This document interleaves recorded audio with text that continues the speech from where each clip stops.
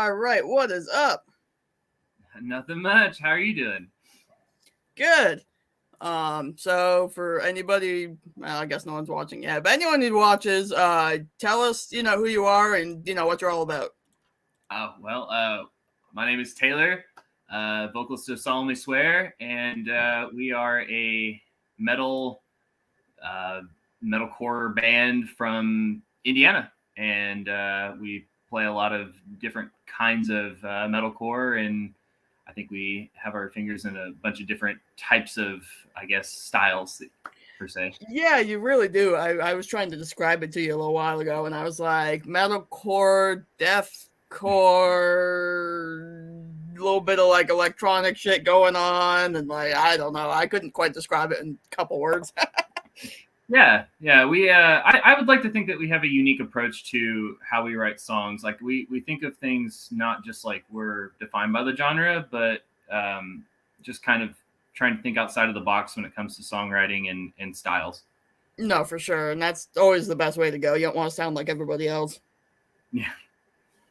Hey, what is up, my longtime viewer, Kyler? Hey, beautiful people, you raced home to get here in time. Well, we appreciate it. All right. I will say the intro that you just played, that was probably one of the most professional intros I've been a part of. So I'm really stoked. I was gonna say I kind of want to know who like produced that because I was like, I did. You did? Yeah, a friend of mine did the music for it, but I did everything else. That was like really up there, like in like industrial metal, like goth metal. It was pretty choice. Yeah, that piece of music is by Nick from the band Vias for Villains out of Chicago. Okay. Definitely recommend checking them out if you don't know who they are. I just love the visuals. Yeah, that was really cool. All right. What's your favorite snack when you're out on the road? Oh man. I have to say this as an honorable mention for sure, just to mess with my friend Cody. It's green tea Arizona gummies. They are amazing. I love them. Okay. I'm a big fan of like chocolate, just different kinds of like candy like that. I'm not a Thomas would think this is that I'm weird for this, but I don't like fruit candy as much as I like pastries and other sweets like that. So that and if I'm trying to stay awake, hot fries. What about you, Trevor? Like this is always such a loaded question for me because like I have like bad irritable bowel syndrome, so I watch what I eat closely. So if I want to go where my heart wants me to go, it's going to be hot chips of any sort. If I want to go with what's most practical, it's probably things like cheese sticks and beef jerky.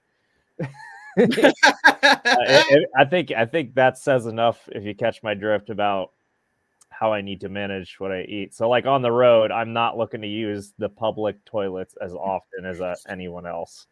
So I definitely eat things that won't make me make my guts mad at me. All right. Well, I suppose out of either, Trevor, you definitely have one for this next question. Do you have like a really bad food experience when you're like out on tour or out on the road? So we all joke about this a little bit.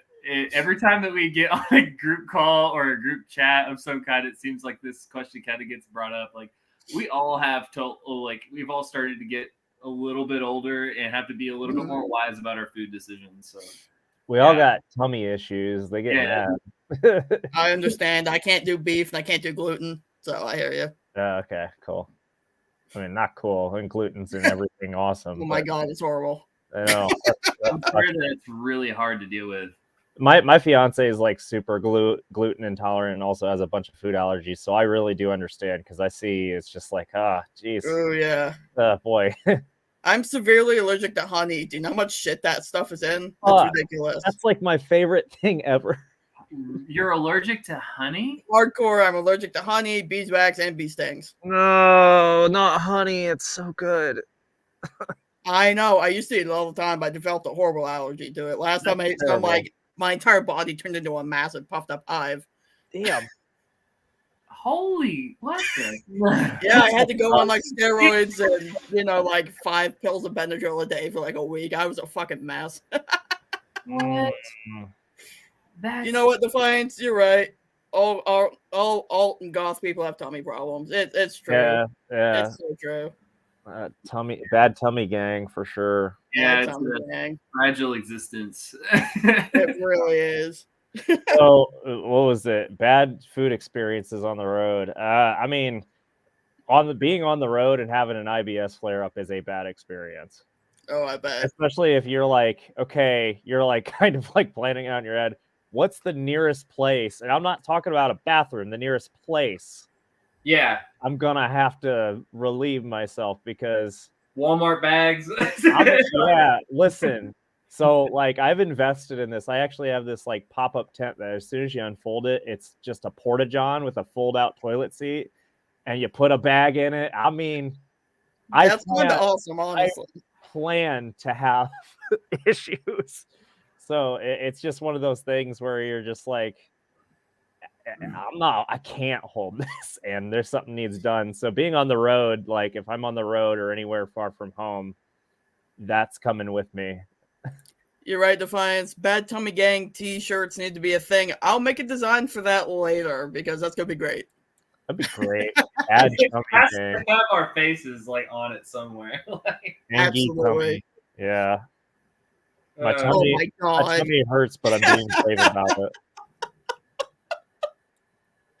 Wow. Hey man, it's whatever works. I guess. Comes to worse. I've done worse, so yeah. I don't know. I'm sure Taylor also has bad food experiences on the road. Everyone's got one. Honestly, I have to think about it. Like it's one of those things where like when everything, like by the time you're out of a show or you're playing somewhere, like the only thing that's open is like Denny's. So it's like you have to be really, really careful about like depending on like where you're gonna go and get food from. I don't know. The safest bet for me is like, ironically, the the 55 and up plus menu. I think it's at Denny's or IHOP. I think it's at Denny's though.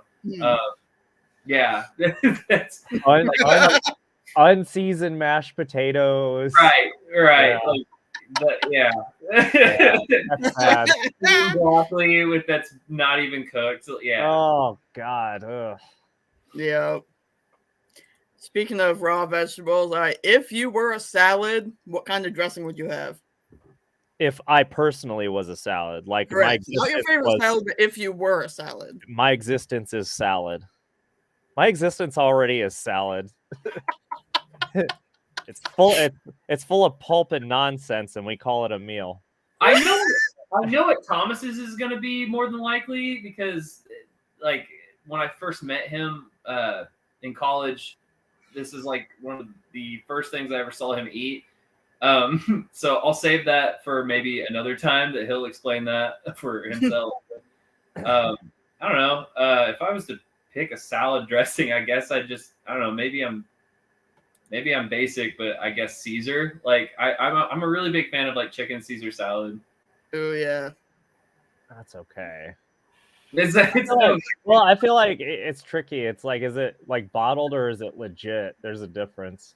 That's true. You know what I'm saying? Like if you've ever had like homemade, somebody curated the ingredients for Caesar, it's stupid. It's so better. I don't know. You can say whatever. Defiance's choice when I had them on last week was like everything you put on top of a taco mixed together as a salad dressing. That sounds fire. It does. That sounds really good. Are you kidding me? Oh man. I would say mine would be like, well, it's kind of a new thing, but I would say like buffalo ranch. Oh, that sounds good. Because I'm a personal fan of like both of those things, and that one probably wouldn't upset my tummy. So you see, even now I'm like, just consider you might drop a deuce at a wrong time. Yeah. So, it's like one of those things. But but also like I'm just such a big fan of spicy food. It's tragic. Really. I understand. This entire band is actually, now that I think about it, like the three of us are super into like spicy food. Oh yeah. Oh, I love spicy food for sure. Same. Just doesn't like me back. Mm. So sad. All right. Do you have any crazy fan interaction stories? In general, or with this band? Yeah. I mean, we have history. Whatever. If you got something super crazy that'd be entertaining to hear about, let's hear it, whether it's this band or not. Taylor, you go ahead first. I have more than one, so I have to think of one. It was the first band that Thomas and I were in. I guess like I don't know. Like I have to think about it. The first one that comes to mind is like a fan asked me for a shirt, and it wasn't our merch. They wanted my shirt. What? Yeah, and it was really uncomfortable. Like they just straight up asked, like, it was such an uncomfortable situation because like a bunch of people fucking fire. What? That's weird. And it was my Gengar shirt. Like, so I'm a big Pokemon fan, and it was my Gengar shirt, and I wasn't gonna give that up. First of all, and then second of all, it's like everybody was kind of staring at me like I was the weird one, like. And so it was, I don't know. I had to like convince myself that I was like, I'm not being weird. You're being weird. So there's a lot of vague implications behind somebody asking that of you. Yeah. It's pretty strange. Yeah. Oh, geez, Kylo. Just wait for someone to say they want your underwear. Oh, man. Joke's on you. It's not there. Yeah. But, okay. Well, mine... the one I can think of offhand, because I also have to be somewhat careful about who I mention and what. It wasn't with this band. It was more of like a side project I did for a while, or I was associated with for a while. We're not going to name it.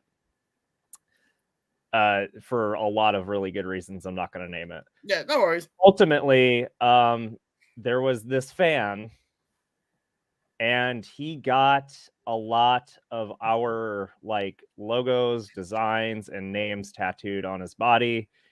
Okay. And was just like inboxing this stuff constantly, and they were like, I don't want anybody to get the wrong idea. Like, if where you get tattooed or whatever, it's a prerogative. I don't give a shit. That's not the relevant information. The relevant information was that it was constantly everywhere, and they were always not great looking tattoos. Oh no. Yeah, and it was like more than one, and it was kind of like that mixed with like let's collab bro type vibe constantly.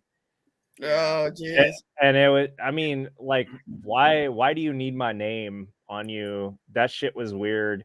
And it wasn't just mine, it was other members, but that's not the point. It's just like, it's just, it's like you shouldn't get a tattoo to get a band's attention. You should, human beings are wild. First, and if it goes well, then you can get a tattoo. Like, I get, like, I don't really believe in the concept in strange and weird, but that instance was actually very, like, that was more uncomfortable. That's more of like, shit you might see in the movies or you hear stories about.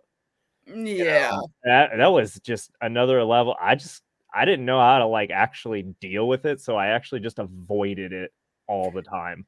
Understandable. I was like, I don't know how to even have this conversation with you, or what do I say to that? Like I understand that there's people out there that's like, oh man, I love this band so much, I'm gonna get their logo.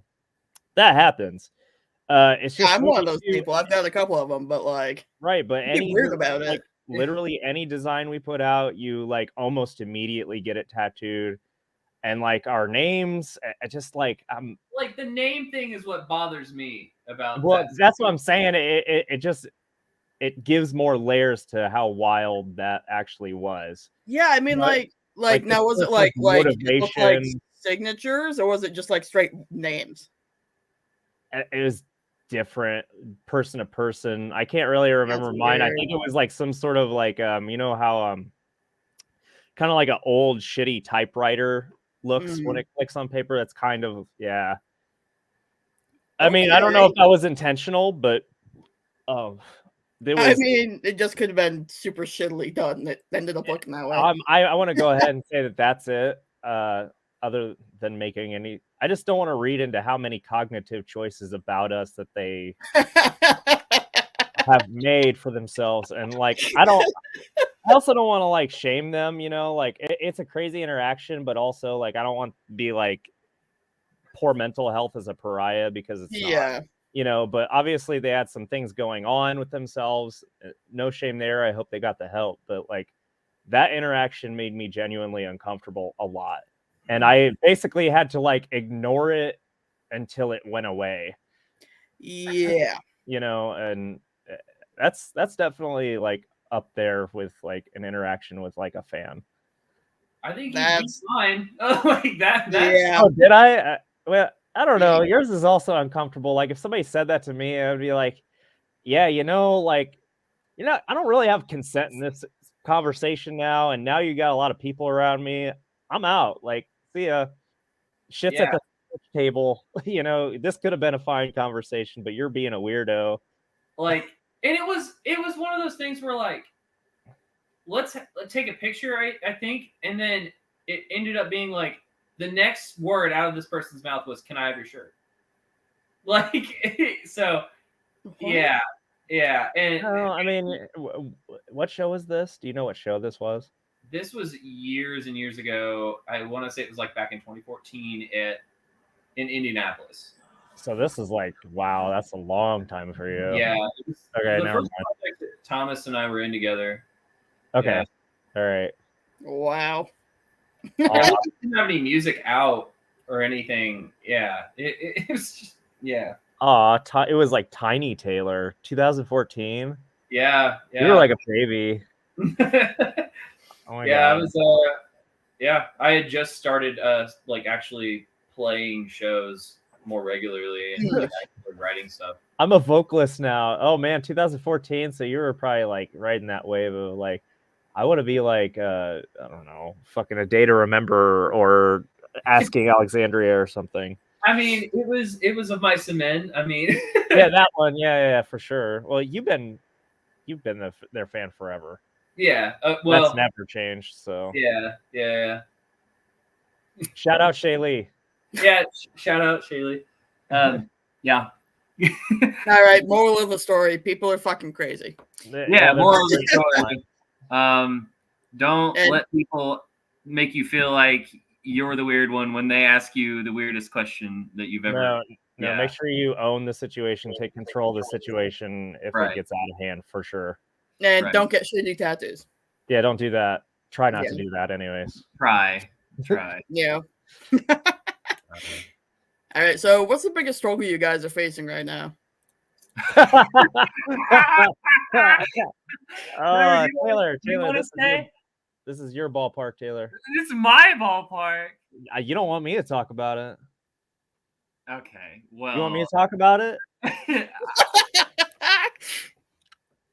All right, Taylor, go ahead. In the nicest of ways that we can put this, we have a very hard time finding a pool of guitar players that are dedicated and willing to put in the work and effort for wanting to work with us and invest the time and energy that is necessary to be in a project in the first place. We also have what I find to be a very commonplace theme, which is what I believe where Trevor was going to go with this, is that it seems like guitarists for us have, and this is more like recently within the past like 2 years of the band trying to find its footing. I think that there's a whole story that we can get into with this, but we started off with writing everything in studio, hiring studio artists, and and for a while that was working, and we were doing fine and getting material out and all of that. And then Defiance. That's funny. That's funny as shit. The Don't cancel your appointment.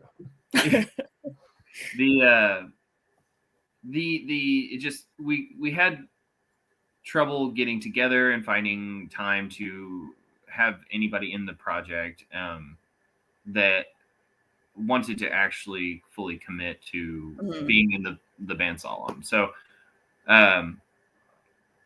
it just, I feel like now we are on a trajectory upward though. We have a pretty promising lead on somebody who is learning our material and is seeming like they're going to be the right fit for us. I'm pretty excited to fingers crossed. Yeah, cross my heart, you know. Nobody gonna say that. Fuck, that was bad. That was bad. I can't believe you tried that. I tried. I succeeded. You're lucky. You're pretty. You just okay. I'm fucking with you. Yeah, the hunt for a guitarist has been a big problem for us. And as far as like, I guess like finding the right fit and having just someone with the same vision of what we want has been a little difficult journey. But I do believe that within the past month we've found somebody that is going to be the right fit. Good. That's good.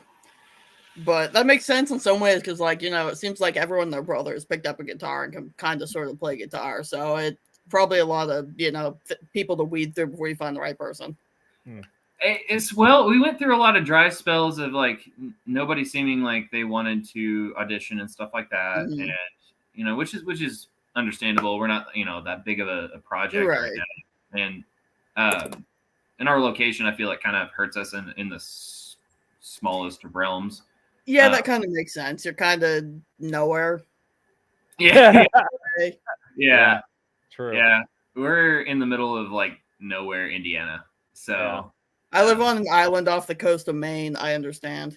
Oh, okay. So, yeah. I understand nowhere. That sounds depressing for at least 8 months out of the year. I don't know about 8, but probably about 5 or 6. Yeah. Winter. Oh God, that'd be horrible. Ooh, Defiance wants to help you guys out. With what? I know, whatever you need, sounds like. Saying I'll be up in Ohio, Kentucky area. Well, I'm ready. Let's make it happen. That'd be dope. Yes. Come aboard. We'll hold a big cookout, and we'll make accommodations for that accordingly. Let's make it happen. All right. Tell me a story of like one time you heard a piece of music and it just had like a massive impact on you. Oh God, I got to pick one. Or a couple. Taylor, do you have a ready answer? No, I have to think about that. So do I. Not that I don't have one. It's like, how do I like concise this to at least 2 stories, right? Like, man, that's. I don't know how long you're willing to go and have time. I'm not on a time limit. You know, whatever. Okay. Trevor, why don't you go first? Oh, fuck's sake. God damn it. Well, okay. So first off, I think I can think back when I discovered, I think this was like around the same time I was just discovering how to learn to do music, anything.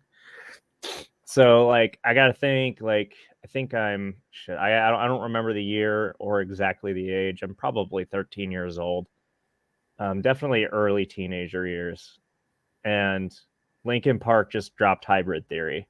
Mm-hmm. And I remember, because at the time, I would think I was learning music. I'm pretty sure I was. And at that time, and for a while after that, I specifically only produced electronic music. Mm-hmm. And I just remember like hearing that album and just like feeling like my brain was melting because I was like, holy fucking crap, this is, and probably to this day is still in its own lane. Like, you can't do what they did without sounding like you're just trying to be them, you know? So like, I feel like that was like the big standpoint, was like when they dropped Hybrid Theory, you know, and there was so many like elements that I found interesting in it, because at the time it was all about rock and rap, you know, especially like where I was, where I was going to school. Like, you basically liked those things. If you didn't, you were kind of the outcast.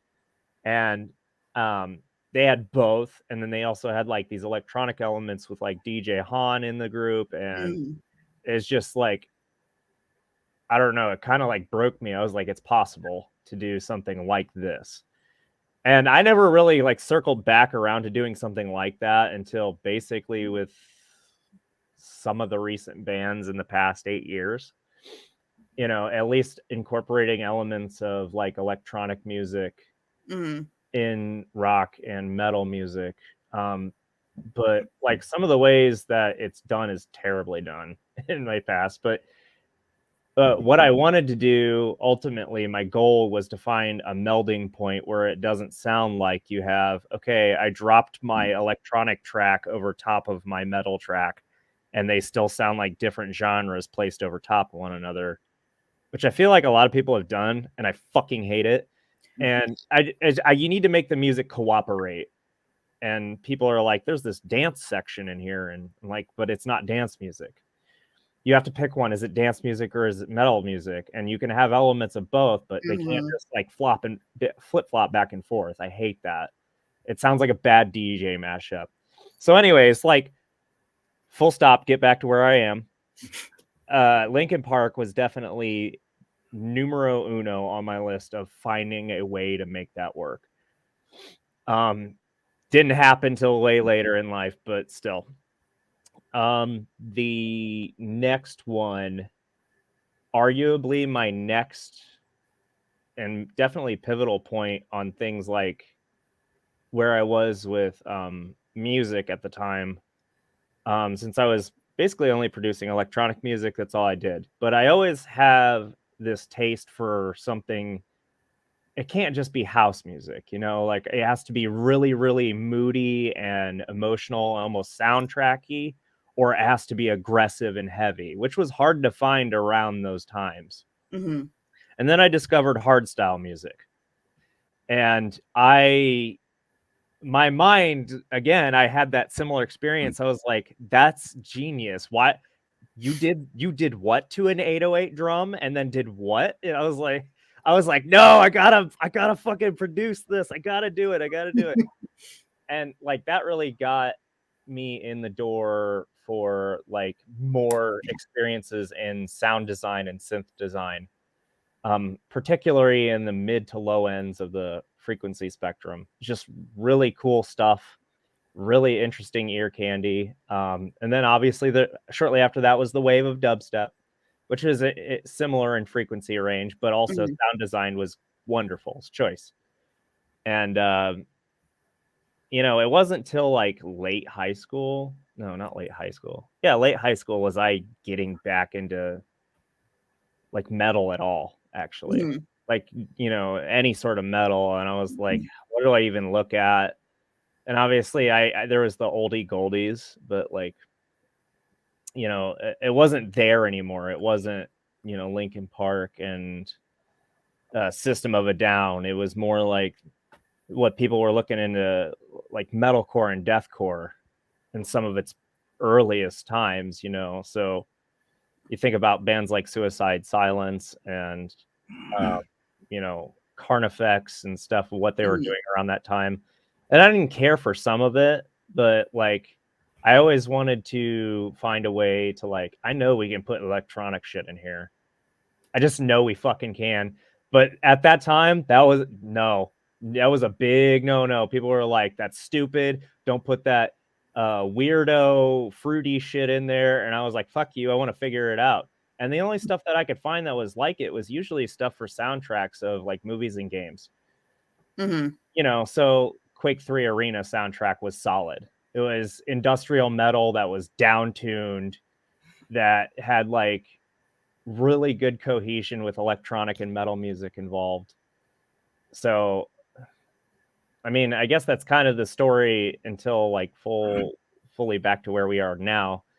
You know, when I got full bore back into like metal, especially now. Mhm. So, I guess those are kind of like my stories of like what kind of really started my tastes in that, like something that really blew my mind and, you know, got me doing what I am doing today. So, you know, big shout out to all those bands that made that possible. Yeah. And we're definitely riding that wave now, because you see other bands doing it. Mhm. You know, like the Browning, hands down, fantastic band. Brand of Sacrifice, another one of my favorites, also doing something in the vein of what we're trying to accomplish in a way, at least sound wise, you know, not necessarily genre. Born of Osiris, another solid example of in the Mhm. vein of what we're doing. At least their newest record, yeah. Like Yeah. Oh man, the two, they've melded them together. Like it's complete unison. it's so cohesive, and I'm there for it. So. Yeah. Then I guess the final stop was, you know, Doom 2016 soundtrack and Doom Eternal soundtrack. That's it. That was it for me, because it had all the elements I loved in electronic and metal music. I feel like that's where everybody kind of started to figure it out. Like they started realizing like, oh, that's a thing. Yeah. I've been saying it, man. I've been saying it. Nobody listened. And then Mick Gordon does it. And they're like, oh, that's genius. I was like, you didn't fucking listen to me. Yeah. Mick Gordon's really cool. He's a really cool. Man, he's a good producer, period. He can't lose. he can't lose. Everything he does, he kills. Shout out Mick Gordon. Please collaborate with me. I'm in love. See, that's a weird thing a fan would say. Yeah, I love you. Yeah. I love you. Not like that, Mick. Don't take that wrong. I just really like your music. All right, what you got, Taylor? Man. So like,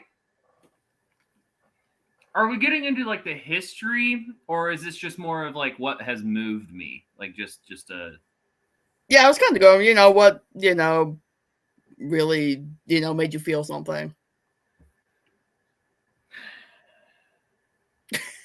Come on, you just had like 5 minutes to come up with something. All right, so for me, I guess like the thing that moved me, the first thing that really like grabbed my attention as far as like where no other music had prior.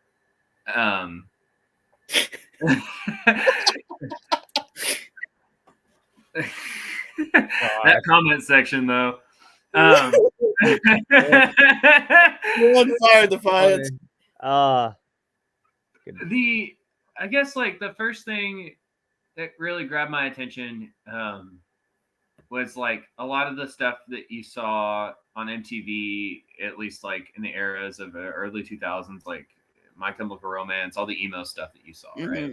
We define that as like the emo area. Fuck, I forgot about that band. Sorry. Go ahead, Taylor. Like, so like I didn't really get into music around that time, but I really, it grabbed my attention enough to make me realize like, wow, that's different. That's really different. And for, you know, a kid that doesn't get to be exposed to stuff like that often, like MTV was like a big deal. So when I got into high school, I never had like listened to music that had like, I guess like scream singing in it whatsoever. And I had always talked about how I wanted to do something with music. I just never had picked an instrument. And it really spoke to me whenever I was on the tennis team in high school.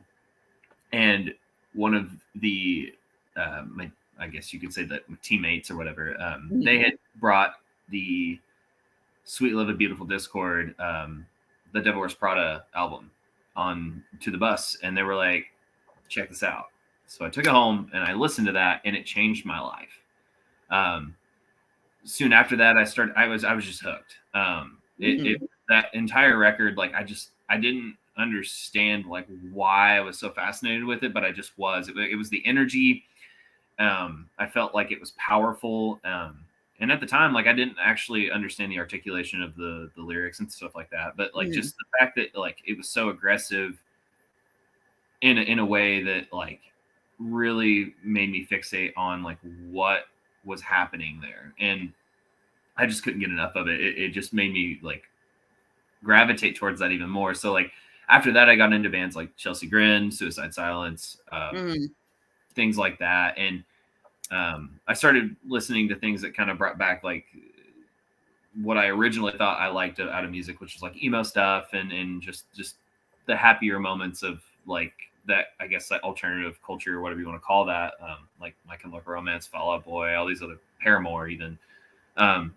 And that made me like try to find the happy medium in between there. And then I found Mice and Men. So of Mice and Men for me, when I heard The Flood, I thought that was the one of the greatest records ever put together.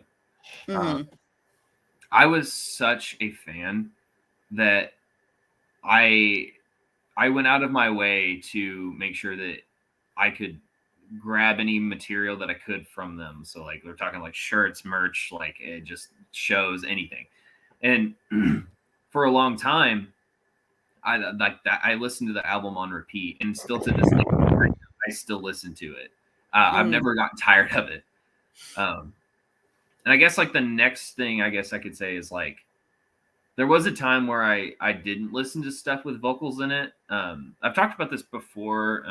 It might have come up for some people that have been following the band enough. I for a while like didn't want to hear anything that had vocals in it because it kind of broke my heart, because at the time it was before we had started Solemn, and I really didn't know what I wanted to do and if I was ever going to come back to music at all. And like listening to anything that had vocals in it kind of like, again, like I said, it broke my heart. So like I really honed in on bands like Animals as Leaders, and I found through that just instrumental music. And there's a record, if anybody can find it, it's called The Gathering of Deer. It's by Silent Island and Black Hill, I believe. And it's like a collaborative EP. I think they've worked together in the past, but this is just the first thing I found of theirs, and it really spoke to me. I just feel like there's a lot of emotion in that entire record, and it really, without it being heavy, it had and any vocals at all, I felt like it told a story. So that, I guess those are my, I guess, couple of stories. All right. Trevor, you already touched on this, but so for Taylor, what would your like dream collaboration be? Man, collab. Oh no. I mean, I've already okay. So like, this has to be said. Like, I've already done one of them. Okay. Yeah, that's true. Shaylee. Yeah, Shaylee. That you fucking knocked it out of the park too. It's an amazing song, and everything that it's about and how it just flows. Shout out to everybody that worked out on that song, that collaborated and made that song happen. Just all the peeps that were involved in making that track. Like it really was a dream come true to be able to make that track. It really was awesome. It's definitely up there with like one of my favorite ones. Yeah. It's definitely like that track is such a trip on its own. It's right. So it's like a prog song that's not prog. I don't know. It's kind of like you made a catchy song that doesn't stay the same the whole time.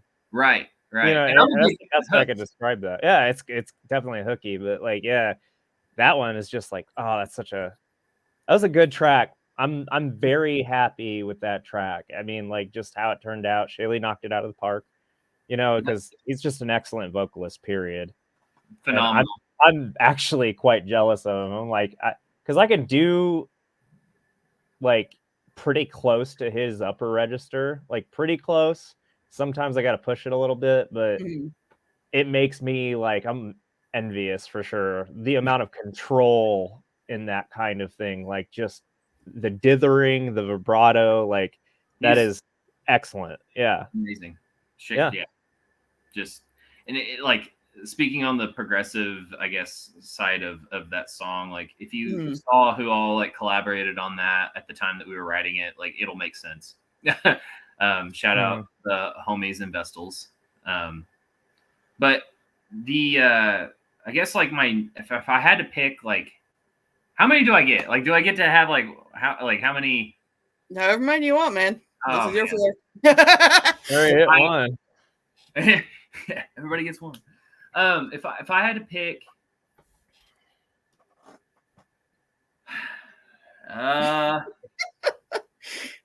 I'm gonna say I would love to work with the guys in This Wild Life. I know that that's just like a weird one. I don't even know who that is. They're like an acoustic project. Okay. Yeah. That's like a mention for sure. Chris Motionless and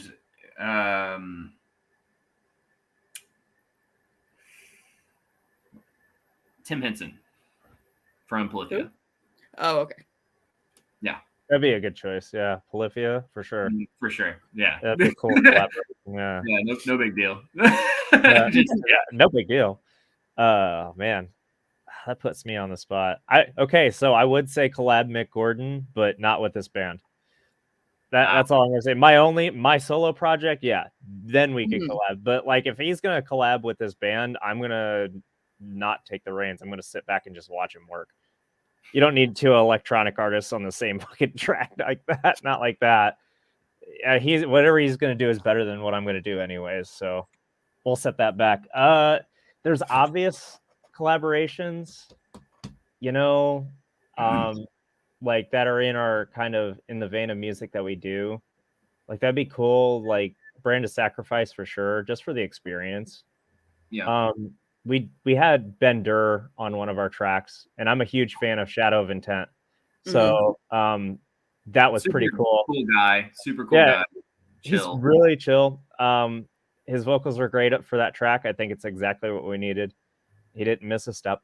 But I honestly would like to take things like outside of the box a bit. Like I would love to do like collaborations with, and forgive me if like nobody knows these because it's a little more niche, but I would love to do like I would like to do collaborations that are well outside of our genre.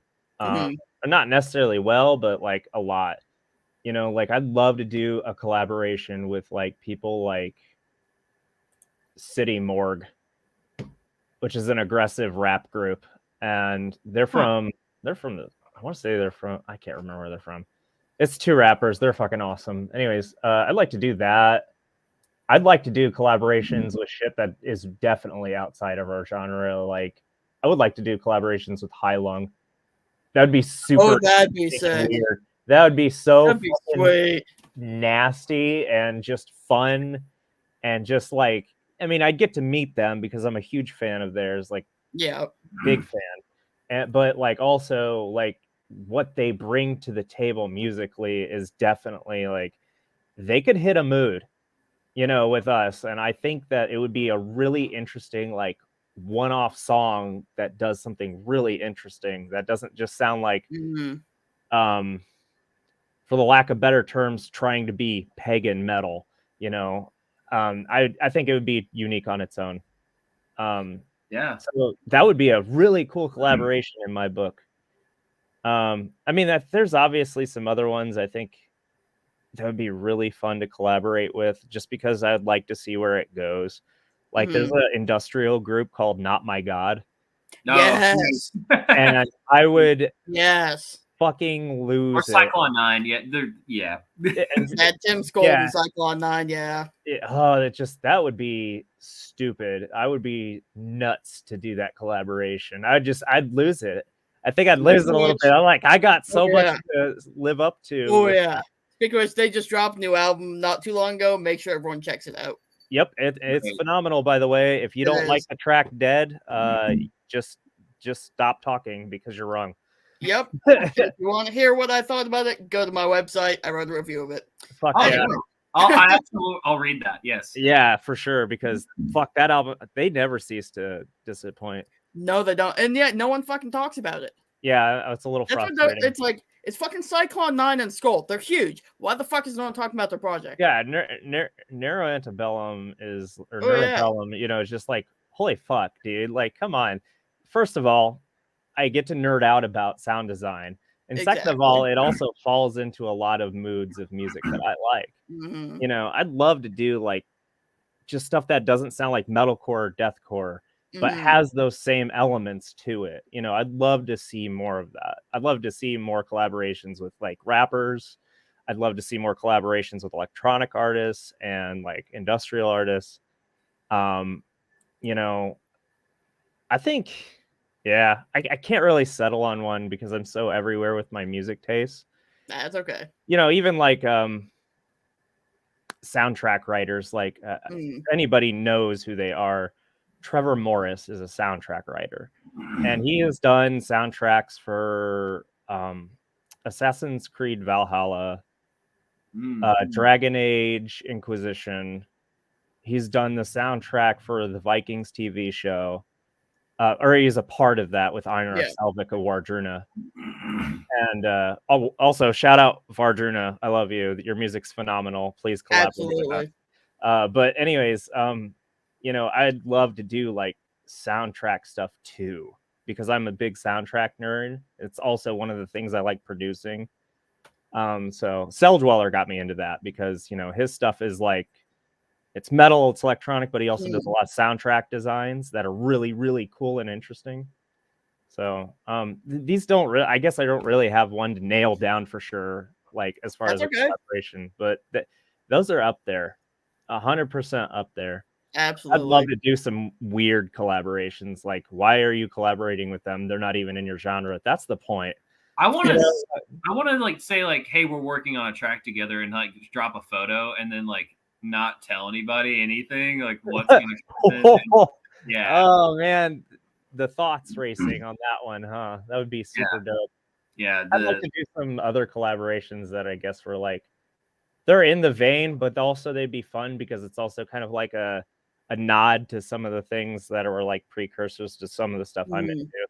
Like there's a guy named Brendan Small, and he is Death Clock.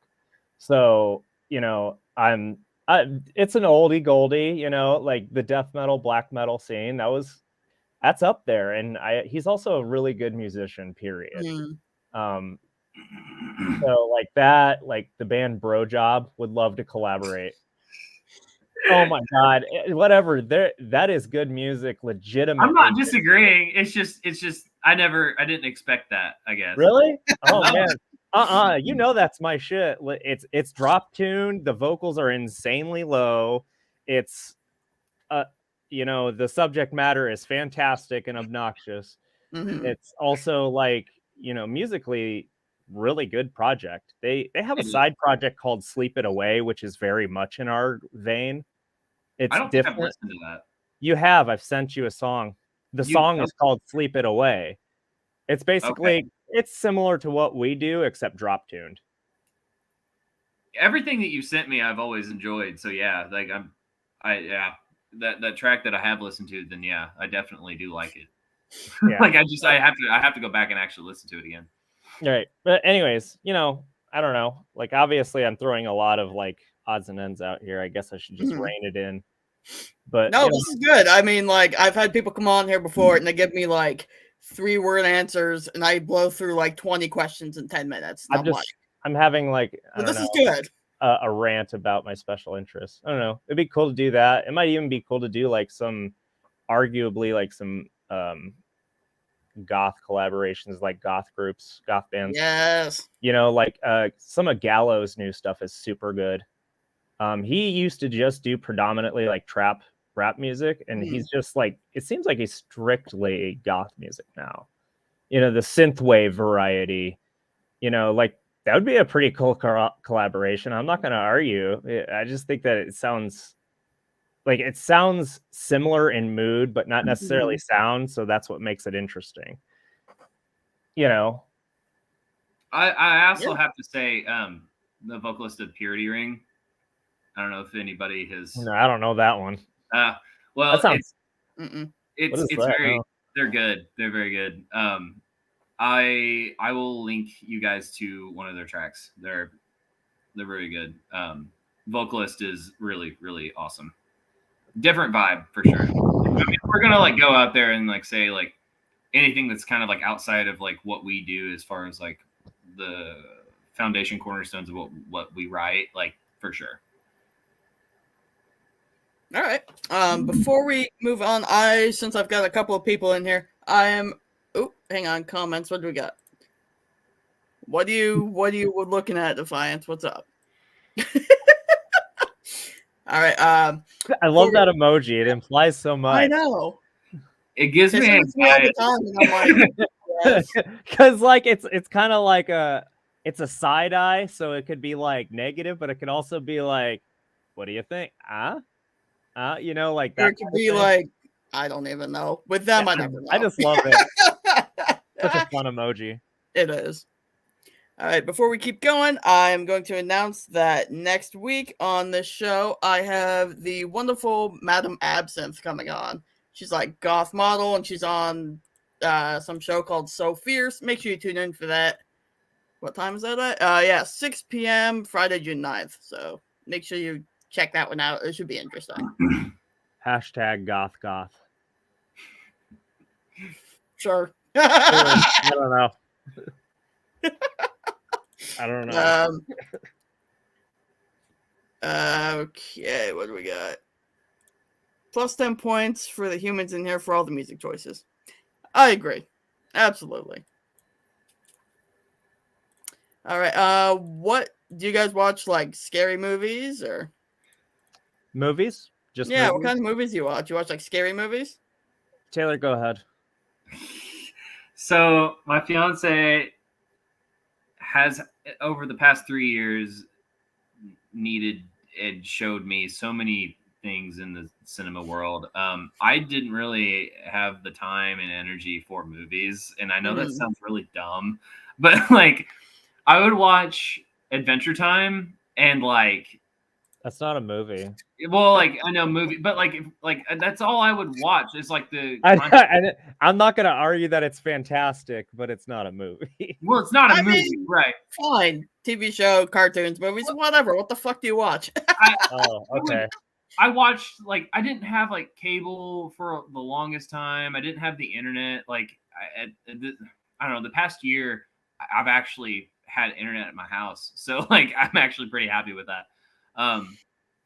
I would watch YouTube videos and stuff like that. So a lot of the content that I was consuming over time was just like that kind of stuff. But I guess like the kinds of movies that like if I had to say like it's just anything with Will Ferrell in it.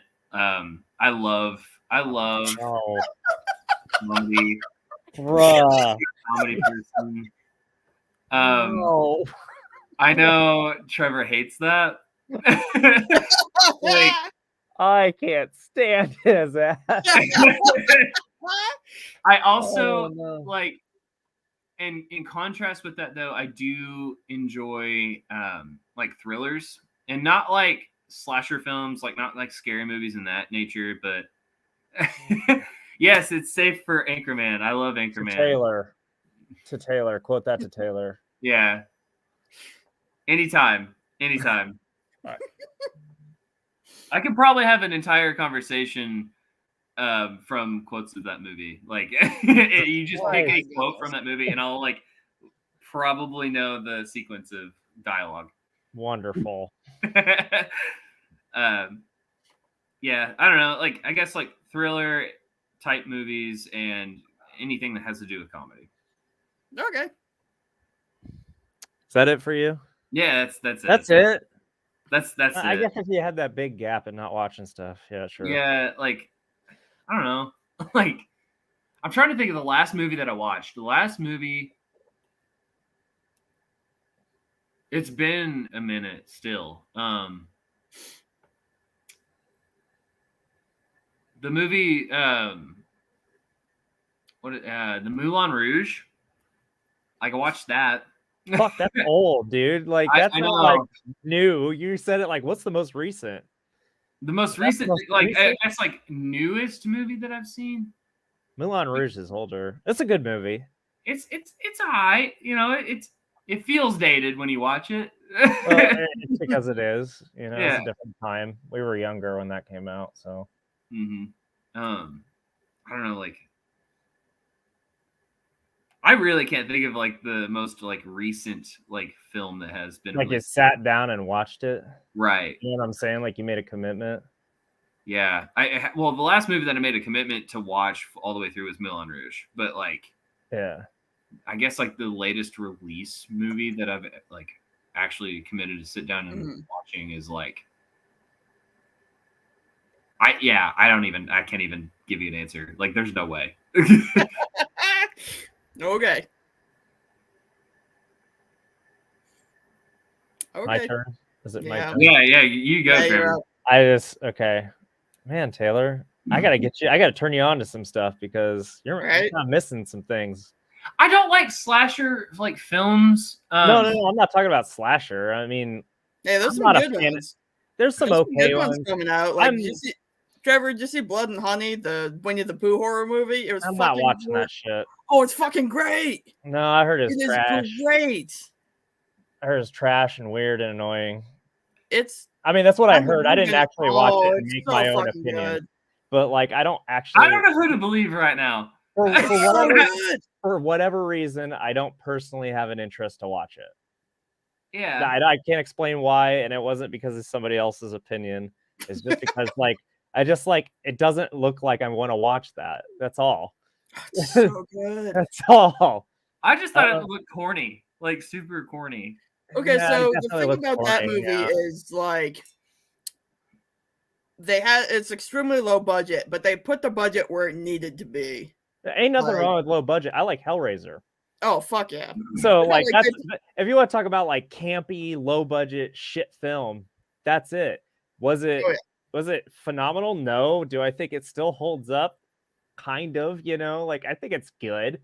I think mostly it's comedic to me at this point. Oh, absolutely. It's a spoof in of itself, but yeah. I mean, maybe not so much part 1, but when you get into 2 and especially 3, no, absolutely. Oh, we try not to talk about that. The recent one that came out though, that didn't watch it yet.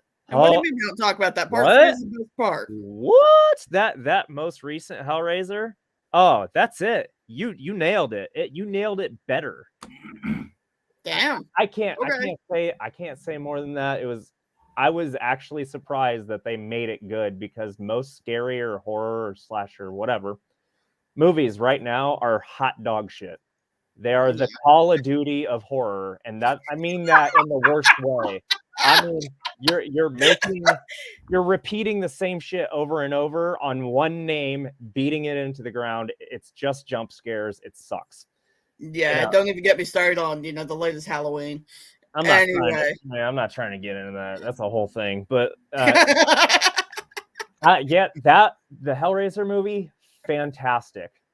I mean, 10 out of 10. And that's saying something for me, But okay, so movies, shows I watch. I like to think I like to watch a lot of things that are thought-provoking now. That's not always true. I also watch shit that is hot garbage. I am still a huge fan of Seinfeld through and through. I think it's funny. I think it's comedy gold. I think a lot of comedy is best when every person's a piece of shit. And Seinfeld is one of those shows where every one of them is a piece of shit. New York, fuck it. What's it called? Always Sunny in Philadelphia. Fucking hilarious. God, that's a good show. And it aged well too, mostly. There's some not great things in there, but also it's just, God damn it, every person's a piece of shit in that show. I mean, just the worst person. Danny DeVito's character was the funniest, I think. Oh, for sure. I mean, the time he's like, "Yeah, I want to be pure." Tell me you don't think of me in that scenario. You know, I honestly, yeah, a little bit. I did. A little bit. That's reasonable. So, anyways, moving on. You know, I want to try to watch things that are thought provoking. I only discovered things like Adventure Time, Over the Garden Wall, you know, things like that when I got with my fiance like 5 years ago, 6 years ago. So, and they turned me on to that night because for a long time I didn't even watch cartoons. I was the type of kid that wanted to watch Discovery Channel and, you know, things that were interesting about the planet we live on and not necessarily cartoons. I understand. I was definitely like a Animal Planet kid. Yeah, for sure. So, but I got turned around to that and I was like, wow, this is actually quite a deep show for a kid's show. And there's some shit in there. I'm like, fuck, that would scare the fuck out of a kid. You know, just like some of those, I'm like, that is legitimately uncomfortable. Yeah. But also like Over the Garden Wall is like a very whimsical show, you know, just very spooky. It's also kind of fun and it's got a lot of really good nerdy things I like to nerd out about. The artistic renderings of the background are all watercolor paintings, which is phenomenal. You know, that's fucking dope. Well, that right there is like, I guess if I had to have an envisionment of what Solemn is like it's that lighthearted, like whimsicalness of what's like what our band is and what it kind of like the mood that I'm trying to achieve with this is we have a very motivational, lyrical, inspiring message, but as a theme for us is like that whimsical, serious, thought provokingness. And you scream about it. Yeah, you scream about it, but like, but it's dark, but like fun, like Over the Garden Wall. I think that kind of like encaptures like what we're kind of like, I guess. It's definitely a good nod to, you know, respect all aspects of what living can be, but that's a good way of putting that, Taylor. So anyways, yeah, that I got turned on to Twin Peaks as a really weird fucking show. You know, shout out David Lynch because boy, that man's strange. Love it. He really is. He is such a strange guy, and fuck, I'd like to meet him one day. Same. But probably a douchebag, but maybe he's cool. I don't know. I don't know yet. Like he could be. I've seen like outtakes of how he acts on set. Boy, he gets a little hot-headed, doesn't he? But I don't know. I just love to pick his brain. But you know, stuff like that. Movie-wise, like movies. Oh no, shows. Yeah, let's stick on shows for now. I'm gonna catch a lot of heat. Okay. Because anime snobs are gonna come after me. I don't care for most anime right now, or at least what's popular in anime right now. I think most of it's trash. This guy. Anyways, but I'm gonna go ahead and I gave it a chance because a close friend of mine told me to try. And I was like, I don't know, kind of looks like it could be cringy and like might promote predatory behavior. I'm not into that. And they were like, no, it's not about that. It's deeper. I was like, okay. And Beastars is actually fantastic. That's a fantastic fucking anime. And I'm talking like in some of the scarier slices of life sense. I don't know how to describe it better than that. You've talked about this to me, I think, once, and it's because look, the fan base is a rabid community, so I'm careful about how I talk about it, but you know, in the sense that sometimes people can get the wrong idea. It is interesting. I think a lot of people miss the point of the show. You know what I'm saying? I don't want to relinquish a bunch of shit, but like, very good show, very good anime. 10 out of 10 stars. Actually, like, I actually moved me to feel some emotions I wasn't ready to handle too, which was interesting. So, that's up there. Other shows. I mean, I'm a big fan of a lot of things. The new Lord of the Rings was great. You know, I'm a big I've Lord heard of the Rings mixed things on that. Yeah, I can see why, but I don't know. Very good nod to Tolkien, in my opinion. You know, coming from somebody who was a kid who has done reports on The Hobbit when he was in middle school, you know, that's like, yeah, it was a very good job. I didn't know that was out yet. Like I'm gonna have to go watch that. Like, damn, you already missed the whole first season. Oh man. Fucking up, fucking up. Well, you know, it's better that way. Then you can binge it. Yeah, I can just like get through everything and actually like not feel like cliffhangered at all. Yeah. Some other thought-provoking shows like Atlanta was a really good show. That's Donald Glover. That's like his whole production. So if anybody doesn't know who Donald Glover is by now, I don't know why, but Childish Gambino, he also played Troy on Community. Community is another hilarious fucking show. But Atlanta was very good from beginning to end. And I think it got deeper as the show went on. Kind of like, what the fuck? Kind of makes you like almost gaslight yourself in your own reality type thing. But very good show. Fantastic, actually. 10 out of 10. Donald Glover, let's collaborate. But yeah, I would love to like collaborate and maybe do some like music video stuff. That would be really cool. Yeah, I think he could do that because he's definitely a 360 nerd. Like he knows his videography and cinema and shit like that. And he's, you know, an accomplished musician, you know, like I think that would be a cool collaboration. Yeah. And just to meet him, pick his brain a little bit, that'd be awesome.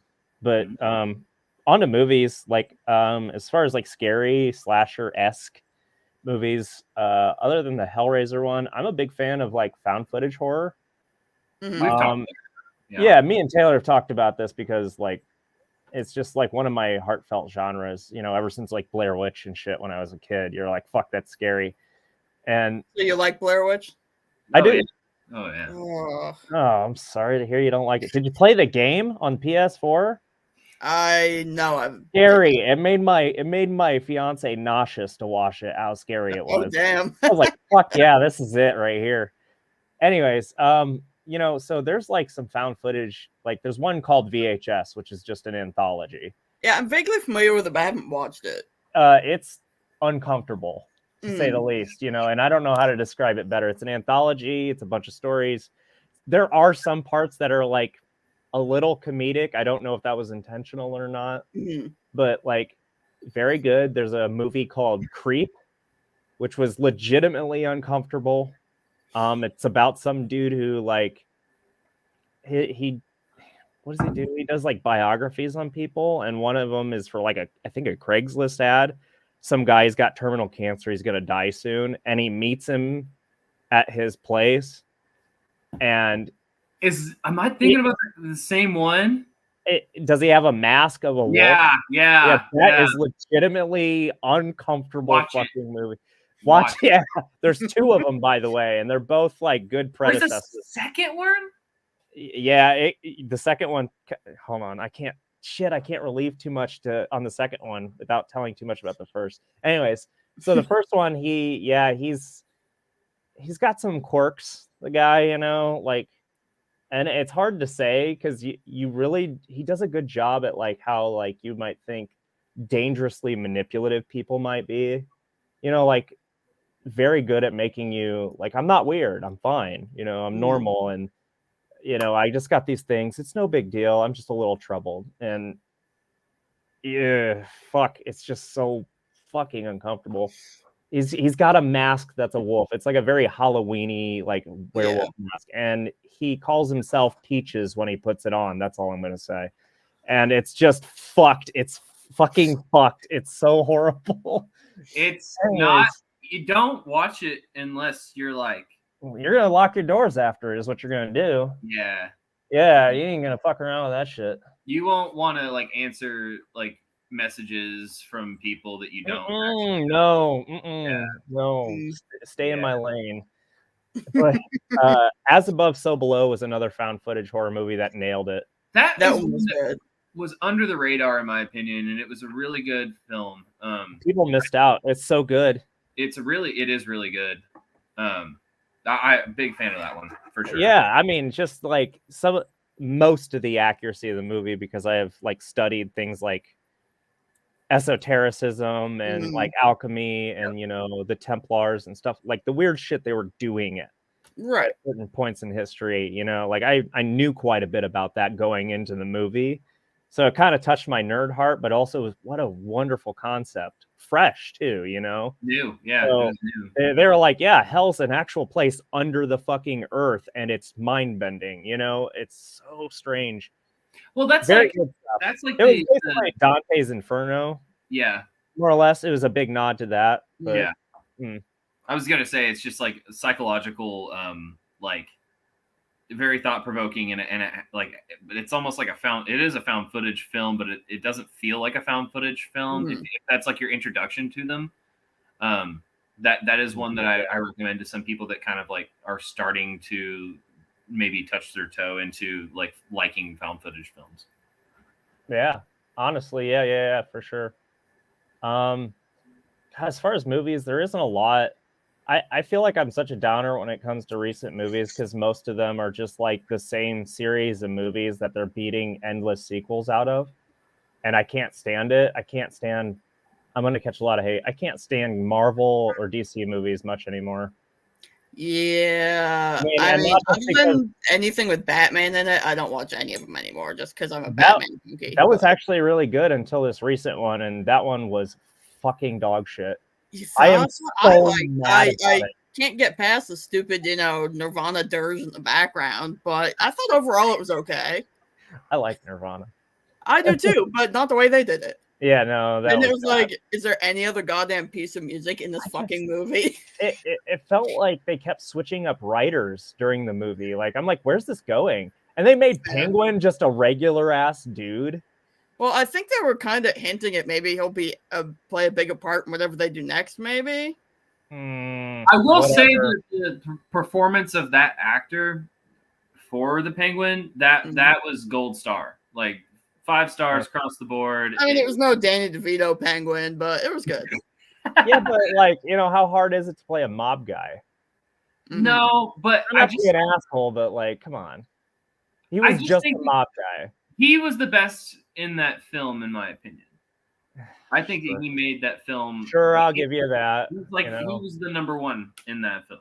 Yeah, there was just it just seemed like the movie kind of was almost randomized in weird ways. I don't know. It's so often, the more I thought about the movie, the more angry I got about it. Yeah. I've not been a fan of Marvel since like pretty much ever. Like I had comic books as a kid, sure, but like when they kept making these movies and it's all got to be the same copy and paste writing plots with just different people in it. And it's just, everybody knows where it's going. Oh, here's that one scene that they have in every movie. It's a big fight in the middle of a big city. Wow, good job. Anyways, not to get too much on that train. I don't like Star Wars at all.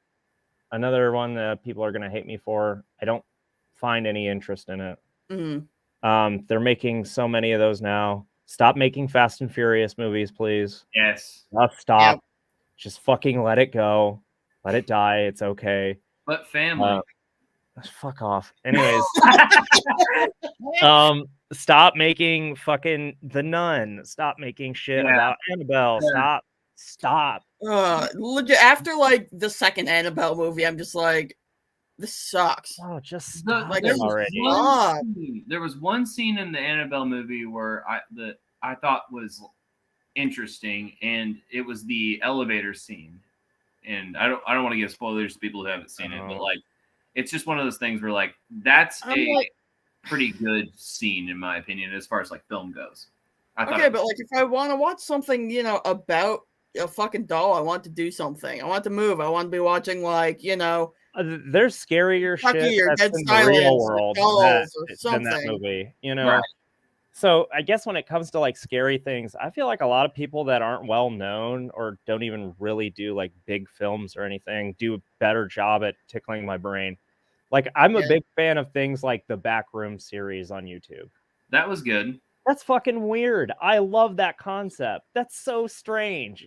Why aren't we investing in this kind of stuff? We're watching, another one where there's a scary nun. Oh, good job. Wow. Yeah. You know, another one that we've talked about, Trevor, is The Visit. Have you seen it yet? Fuck no, I haven't. My mom says it's terrifying, and I trust her opinion on scary movies. It's like, if you want to talk about like what I find to be like a good scary movie without it being like a slasher film or something, Right. it's like it's very thought provoking, thrilling, and stuff. Yeah. It's good. Mhm. Like Well, that. my mom said it was scary for the sense of there's two things that make a good scary movie. If this kind of thing occurred, this is how it would actually go down. And then there's this can actually happen now. Mm. Those those factors are important to me in a scary movie. So when you watch shit like The Mist, Stephen King's The Mist, that's how that shit could go down in a store. Some weird lady who makes a cult following, and that's how that shit will occur. I'm not playing. Have you seen Society? Have you seen Society? Yeah, that shit will happen. Look, anyways, so you know, that kind of stuff, or like The Taking of Deborah Logan, another good found footage. Not seen that one. Better than any Paranormal Activity.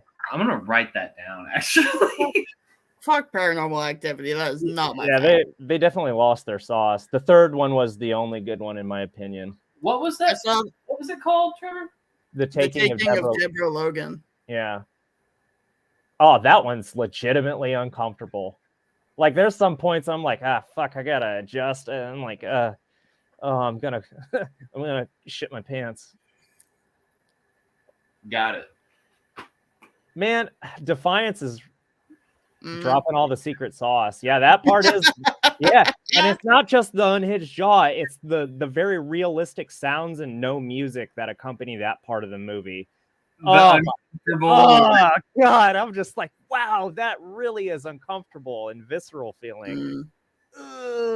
One that got to me, I don't know if you guys saw it, was not found footage, but Midsummer. Did you see that? So I have a love-hate relationship with that movie.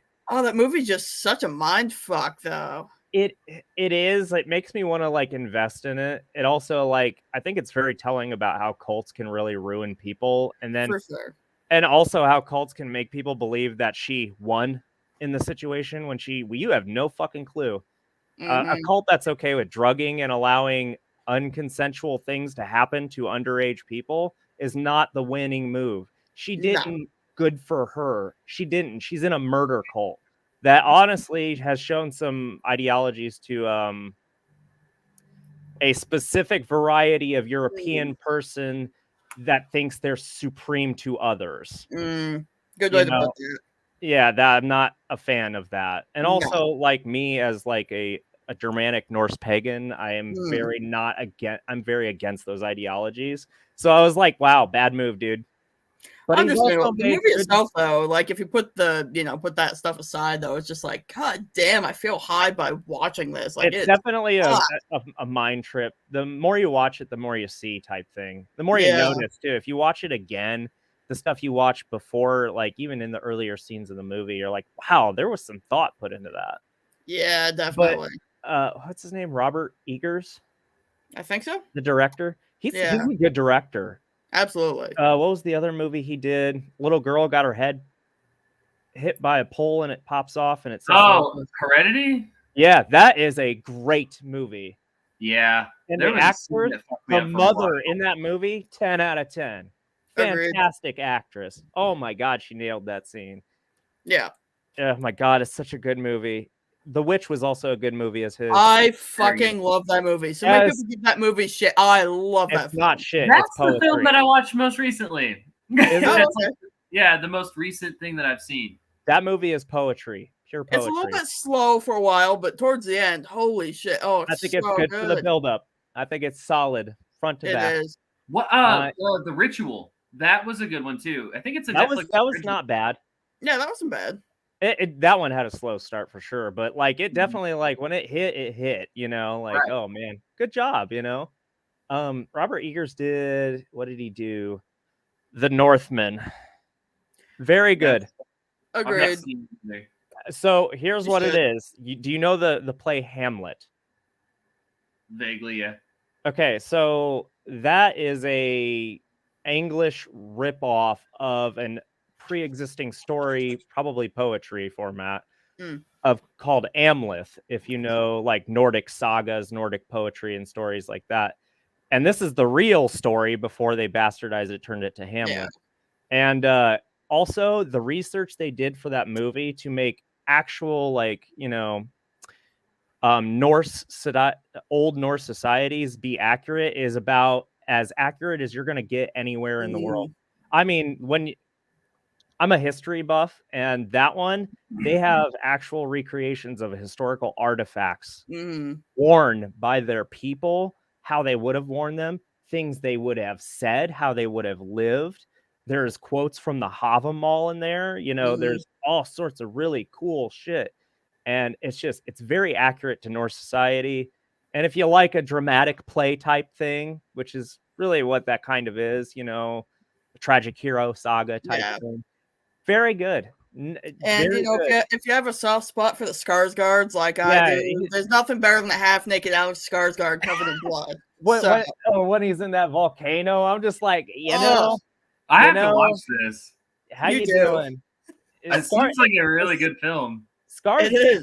Something about them Skarsgårds, man. Anyway, I know. Like so there's another Skarsgård who did. It's not accurate, but I do like it as a fantasy show, Vikings. Yeah. It's not accurate at all, but it's a good fantasy show. At least in the sense where you play off of the idea of characters that we know existed, or figures and places, kind of like how Abraham Lincoln Vampire Hunter.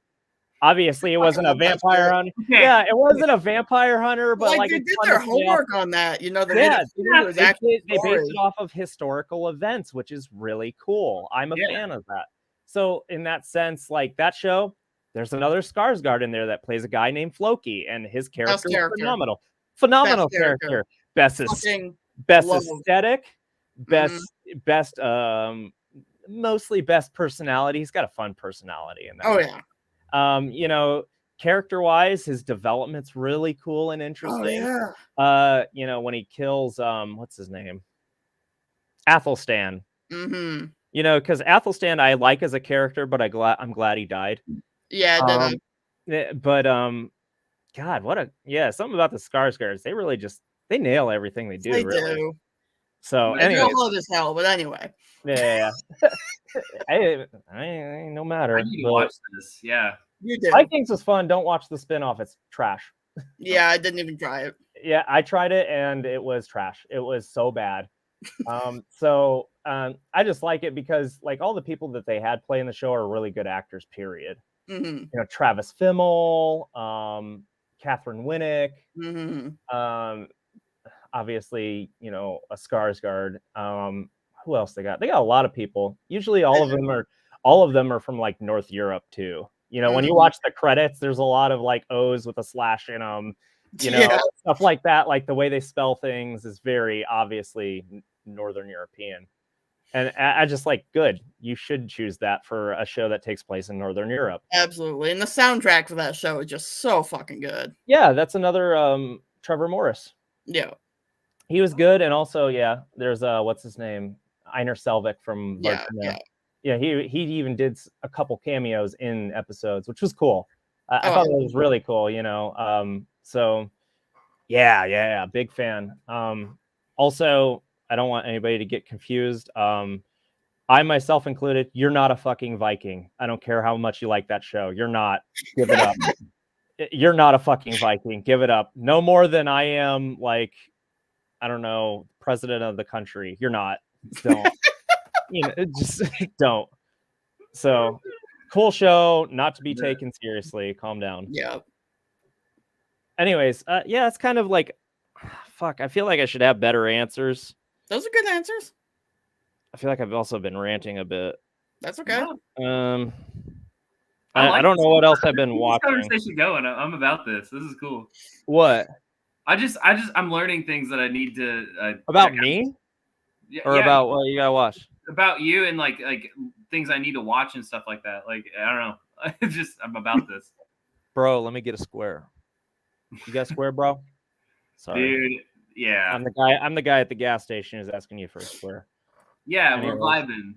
Anyways, yeah, I guess that's kind of all I can think of for now. I'm sure there's shit I forgot, and then I'm gonna go out there, and my fiance is gonna be like, "You forgot these." I was like, "Fuck," because I watch a lot of stuff. Well, I don't watch a lot of stuff. There's a lot of stuff I watch and repeat, but when there's something that really picks my brain, I usually try to get into it and at least set aside some time to watch it. So I don't really have more than that, I don't think. There's some odds and ends shows. Like, I don't know if you ever heard of Home Videos. It was like a really, like, it's a shitty animation, like MS Paint animation. And it's, Oh, jeez. when I was like younger, it was on, and it was like a Nick at Night thing, I think, or maybe even an Adult Swim, probably a Nick at Night. And it's, guess what? Brendan Small, the guy who runs Death Clock as the band and is the vocalist, made that show. And I didn't know that, not until like I actually had to find out. But a really cool slice of life, thought-provoking show for as shitty as the animation was. It's just about this kid who's got a very special interest to be a cinematographer.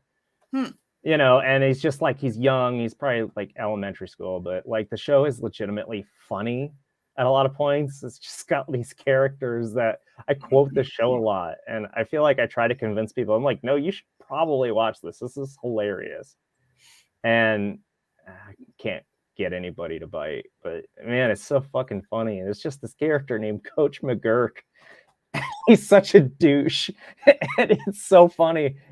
He's just like has these nonsense things to say that are sound helpful. Like, you see this tattoo? That's Chiquita Banana. The point is, Brennan, don't make stupid decisions. Like something like that, Yeah. And he's such an asshat, and characters are funny. All of them are funny in their own way too. They're not copy paste. And like they make fun of, like, I feel like they were ahead of their like curb as far as humor, like what's popular in humor today, especially in those kinds of shows. Like he was doing already, nobody hit it. Oh, good. Defiance likes it. Good. I'm glad you like that show. There's somebody else out there finally. There was a recent show I watched that was also like that. Was Bee and Puppy Cat, and that was a really fucking God. That's a good show. It's in the vein of Adventure Time, I would say. I need to watch that one too. Bee and Puppy Cat, that one gets real. Yeah. At some points, you're just like, oh shit, man, life can be sad. But like, I don't want to give it up. You just gotta watch it. It's definitely like magical. There's also a lot of nods to like early anime, like Sailor Moon and shit in there. Like, I'm all over it then. Yeah, that's what I'm saying. I'm like that. It seems odd, but it also makes sense. It's just like, oh, this is a ripoff. It's called Bee and Puppy Cat. It's on Netflix, I think. Okay. Yeah. So, just you got to check that out. Just really fun show. It's got the guy from Adventure Time in there. He plays Prismo. He's in a lot of other movies right now, but he did voice acting, and he plays a dickhead in that show, and it's great. Yeah. Oh my God, thank you, Defiance. I'm so glad there's anybody out there besides me and my fiance that even knows what that show is, because apparently it doesn't have a big fan base. But yeah. Bee and Puppy Cat, for sure. Give that a watch. Really interesting, thought-provoking show. Very fun show at the same time. Also has like that kind of like arcade game vibe to it. Okay. For lack of better, every like episode's kind of like this arcade adventure mission type thing almost. That's how it feels. Not that it looks that way, but it kind of feels like that. You'll get it when you watch it. Okay. All right, I'm gonna stop talking. That's kind of all I have for now. Okay. Fuck. All right. Is there anything else you guys wanted to talk about? Taylor. Yeah, Okay, what you got? We are releasing a EP. We've been working on this for a little while, and we are ready to release it. So stay tuned for that. We're love you. Yeah, we're working on some material. It's gonna pay some, I guess, nods to the work that we've done and kind of like giving I don't know, just check it out. Just check it out. You're gonna enjoy it, I promise. If you like our music, you'll like this. Do we have like an approximate release date for that? We'll be announcing that soon. We have Okay. We haven't even started campaigning for this yet. Yeah, not yet. Stay tuned on our Facebook page. That'll probably be where it's at first. Smash it into some ear holes. Absolutely. How much am I allowed to say about it? As much as you want, as much as you're No, willing. as willing. Okay, about the EP. Yeah. Okay. Well, even I guess what else did you want to? Oh, I just want to say what the EP is, and not like. Okay, so more or less, the EP is 4 chosen songs that have revisions to them. That's basically what I'll say about it for now. The revisions are done by me. So if I were to take these songs and I revised them and wrote them myself, this is what I think they would sound like. Okay. And then there's a couple other things on there that aren't revisions that I think is an interesting approach that me and Taylor have a little bit of a passion for. And that's all I'm going to say about it. Okay. Yeah. So, I'll say this too, I guess. Like Trevor and I got to, I guess, nerd out a little bit on some of our like interests that overlap in some areas that are not really, they're not very niche. It's just very niche in some of the stuff that we really enjoy. And it's cool. It's super cool. I'm really happy with how they turned out. Yeah, I'm pretty excited about this whole thing. Like, obviously, my ego's got a little bit of a boost about it, but also, like, I'm just really excited to release something like this into the world. It's just gonna be. I'm ready to see what kind of reaction people have, both good and bad, honestly. Because, but we're pretty stoked about it, and I put a lot of work into this over. How long did it take me to work on those? Do you remember? I want to say a little over 9 months. Yeah, Like, I just sent the grinding. final. I basically just sent in the final masters about a week ago. Nice. You know. Yeah. Yeah, taking for sure. About All right. Well, when it gets closer to coming out, or right after it comes out, we'll have to have you back on, help promo it. Yeah, we're definitely gonna be dropping like some teasers and stuff like that. Teaser trailers, maybe even some other like promotional imagery or whatever. But we have yet to campaign it, but we're going to be starting soon. So I want everybody to just turn up your subwoofers. You're gonna enjoy this. Yeah. Make sure that your sound system is set accordingly to. Yeah, no shit. Don't listen to this on a fucking phone speaker. Yeah. No shade to people who do that, but please don't give us the time of day. Please. This is one of those like late night drive when you're just trying to vibe and you're feeling a way. I'm trying to vibe. I'm trying to. I fucking hate using that term. Trying to vibe. I didn't feel the vibes. Grow up and articulate your feelings. No, it's okay. Use what vocabulary you want. I feel like there is a mood to this EP that gets to show a side of things that we enjoy in a sound design aspect, in a atmospheric aspect, and I think it's some of the best work that I've been a part of. Sweet. Jesus. Guy, I'm gonna have to change my pants after that one, Taylor. Damn. Yeah, that's all we're gonna. That's all. I guess that's all the information we're gonna say about it for now. Yeah. All right. You know, we don't want to release too much, especially since we haven't started campaigning for it yet. No, absolutely. Yeah. All right. And is there anything else you wanted to say to your fans, and where can people follow you? Yeah, follow us on anything that you can think of as far as like a platform. We're on Spotify, iTunes, TikTok. I do a lot of like personal like videos and stuff like that on TikTok, and just that's the best way to keep updated is to follow us on TikTok. As far as like up to date, ready to go content and I guess bullet points to what we're doing. Follow us on Facebook. Facebook does an okay job. Yeah. We can do better, but definitely like favoriting that, see it in your feed, please. Yeah. Do that, you know, help us over out. the next couple of months. Be checking out our Facebook page and our Instagram. Yeah. Help us out. You know, please do the due diligence of a few clicks of just like following us, favorite our page, whatever it is, interaction. Like it's not that hard of work. You don't have to, but if you really like us, like help us out. We're still young. Yeah. You know? So I would love to see more fan interaction. I would love to be able to interact with more fans. Absolutely. Yeah, we're always open to talk and just comment on anything that you see us share. Yeah.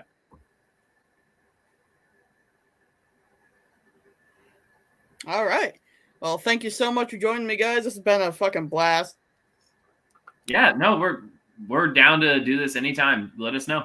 Yeah, this was fun. All right. You guys can hang around for a minute if you want to. No pressure to. All right. Uh-oh, we lost Taylor. Okay, I guess he's not hanging out. All right. But everyone out there watching, make sure you tune in next week and have a good night. Oh, and Defiance says bye, cutie patooties.